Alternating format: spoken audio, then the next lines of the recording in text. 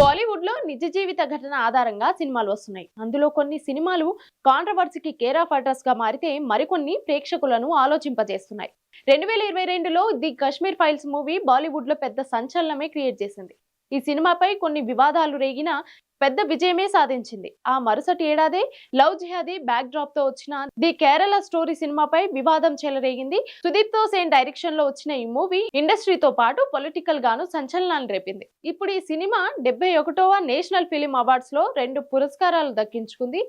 జాతీయ ఉత్తమ దర్శకుడిగా సుదీప్ తో సేన్, బెస్ట్ సినిమాటోగ్రఫర్ గా వసంతాను మోహోపాత్రో అవార్డులు దక్కించుకున్నారు. అయితే ఈ సినిమాకు అవార్డులు ఇవ్వడానికి కొందరు విమర్శిస్తున్నారు. కేరళ సీఎం పినరయి విజయన్ కూడా ఆగ్రహం వ్యక్తం చేశారు.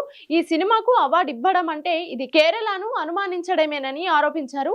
అంతలా వివాదాస్పదమైన అంశాలు ఈ సినిమాలో ఏమున్నాయో ఇప్పుడు తెలుసుకుందాం.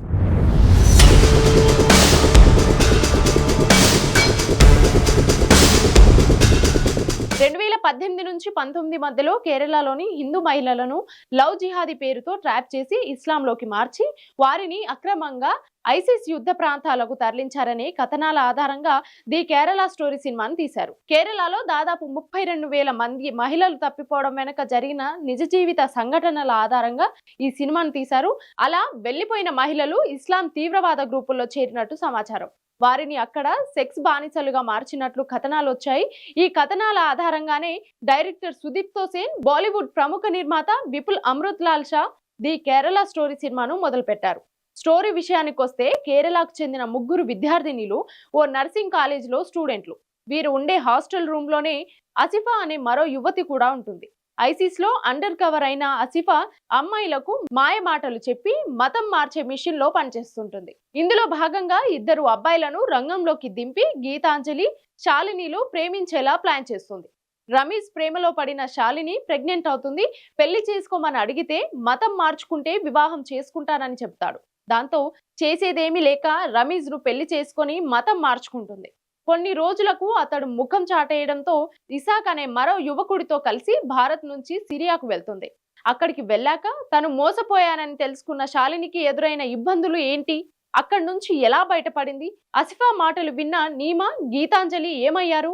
ఇది ఓవరాల్ గా కేరళ స్టోరీ సినిమా కథ.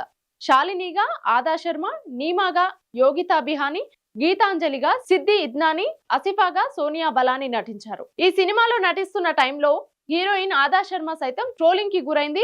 కేరళలోని కమ్యూనిస్టు ప్రాంతంతో సహా ప్రతిపక్ష కాంగ్రెస్ పార్టీ ఈ సినిమాను వ్యతిరేకించాయి. ఏకంగా కేరళ సీఎం పినరయి విజయన్ ఈ సినిమాను అడ్డుకుంటానని చెప్పారు. కానీ నిర్మాత విపుల్ షా, దర్శకుడు సుదీప్ తో సేన్ ఎంతో పోరాడి సినిమాను 2023 మే 5న రిలీజ్ చేశారు. సినిమాకు పాజిటివ్ టాక్ వచ్చింది.